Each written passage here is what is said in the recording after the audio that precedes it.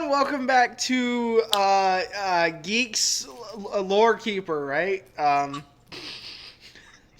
don't know anymore. Today we're talking about Star Trek versus Star Wars. Which military tactics are more realistic? So yeah, let's. I'm gonna be a passive observer. I'm not gonna support either side, mostly because I can't support Star Trek for the life of me because I haven't seen it. And just to make it fair, I'm not gonna support Star Wars at all either. So, So, sorry, you were saying something? I just wanted to apologize to all the Star Wars fans in advance. He says he's gonna fail. So let's get into this. What is more military realistic? I'm gonna have one of three start off. So you have the table. Okay, Star Trek, the military concept of Star Trek is very complex because there's so many factions of aliens in Star Trek, and each one has their own way of fighting, I guess. So, one of the more popular ones is, of course, the Federation, who supposedly don't fight at all unless it's like necessary. Like if somebody's gonna die, yeah, they're gonna fight, but they don't fight to gain power for themselves at all. And they are open to retreat, unlike some other factions. And yeah, they're very simple.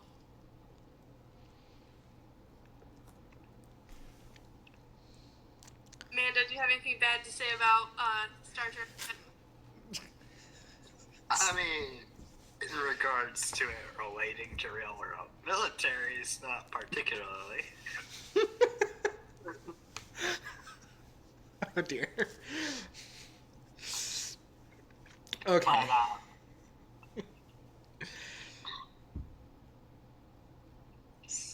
I guess Well, One of three, you still have the table. if you were to look at Romulans, it's a little bit less realistic because they use cloaking devices. A key part of their strategy is deception instead of brute force, and this is shown by their use of remote-controlled ships, using stolen ships to act as peaceful people, and then attacking, and fake accidents that make disagreements between different people groups. Now, I have a question here. In Star Trek, Yeah. do they use cloaking devices as in they go invisible, or do they use cloaking devices as if it like cloaks the signature of this starship? Both. Both. Okay. Yes. Would you say one craft has both of these,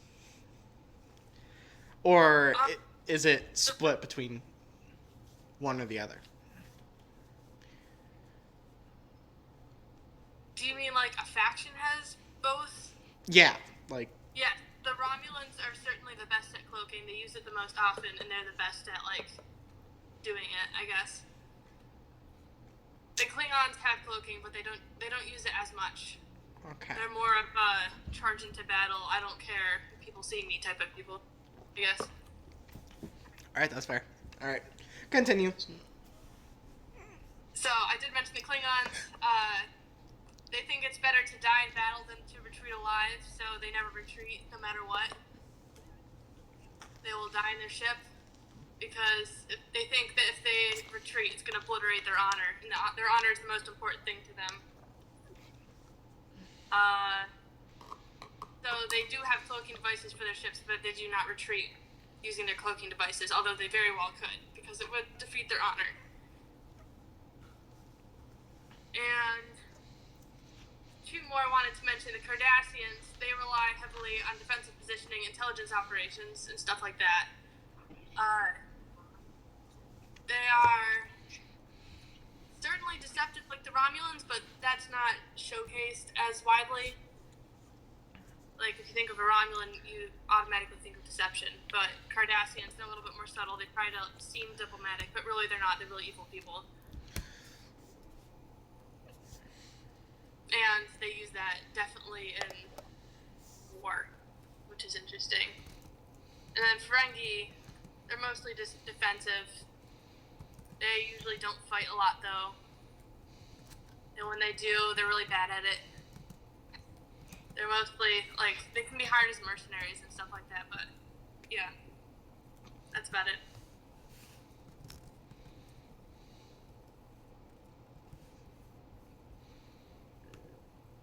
Is that everything you have to say? Yes. All right, Mando, I give you the floor. Alright, so let's start off with the Clone Wars. So we got the Separatists, the Republic. So the Republic's I think their main way they relate to world militaries would be their fleets, space combat. We got the Venator class, which is basically the real world equivalent of an aircraft carrier. So, basically takes starships into battle, but they're probably most like the U.S. in World War II.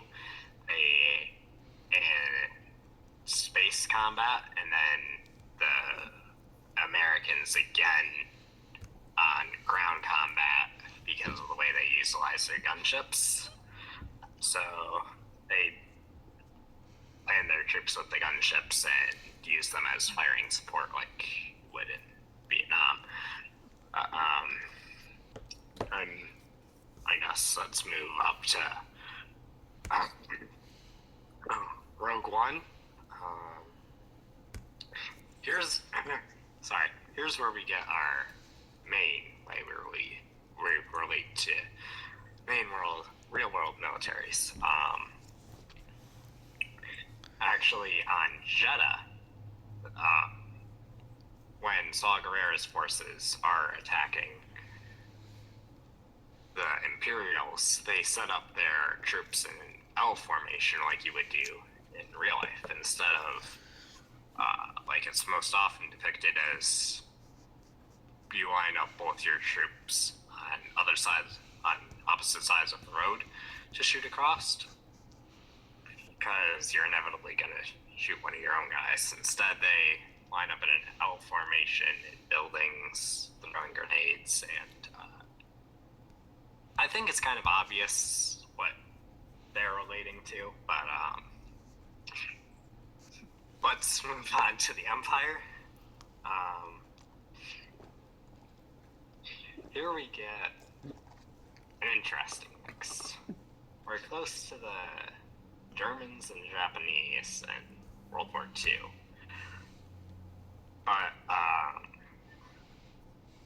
But, extra, and like a mix, their space combat is like the Japanese and Germans in World War II. Same with their fighter-on-fighter combat, but then their ground combat Sucks. Their ground combat is kind of like World War I and World War II Russia mixed. Did they miss all their shots too? I'm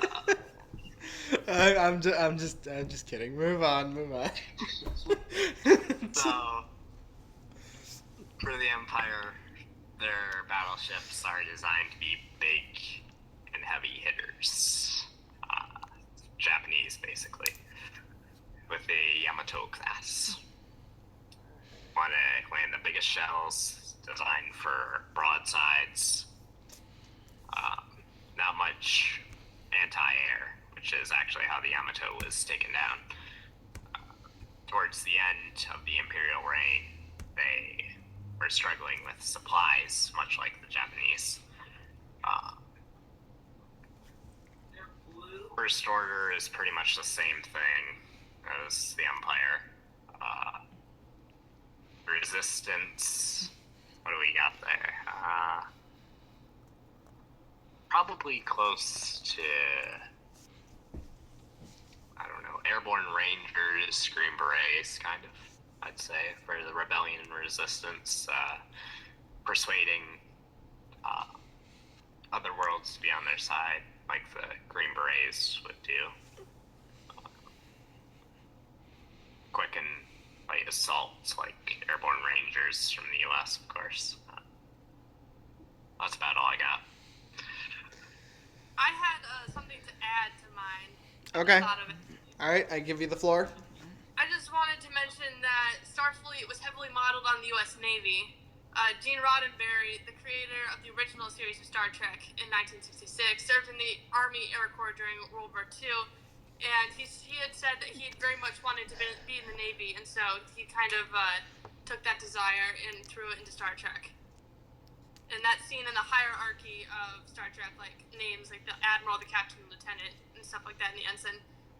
And the ship names also come from naval warfare stuff. Like the USS Enterprise came from the ship USS Enterprise CVN-65, which was the first nuclear-powered aircraft in 1958. You found a new article, didn't you? No, I did not. Oh, okay. I had it there, completely forgot about it, so... All right, well, so I hear both of your points. This is gonna be a. Actually, I I had, got, add okay, you go ahead. You go ahead. Sorry. I had something to add to support Star Wars, actually. Really? Okay, you have I the floor. appreciate the help. So, the Death Star trench run from A New Hope was heavily inspired by a World War II based film called Dam Busters in 1942, which is not surprisingly about like blowing up dams.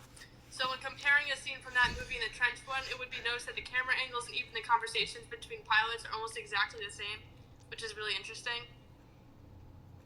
Yeah. So I did watch like part of Dam Busters and then like lined up right next to the trench run. And the dialogue is almost exactly the same. It's like, it's crazy. So that's kind of what I was about to comment on your last one, that's why the space combat is so different, because it seems like the creator of Star Trek wasn't a big fighter fighting fan, and George Lucas certainly was. Yes. Okay, so what I hear is Star Trek is more like naval combat, and Star Wars is more dogfights. Yes. Kind of. So maybe theoretically, so I guess now the question is, does Star Trek have any ground military fighting forces / whatever? I would say there's very rarely any like large forces of people coming together to fight each other. And if it does happen, it's usually not as like they talk about it and it's not actually in the movies or TV shows or anything. But there's like small groups of people fighting, just not like large armies or anything like that.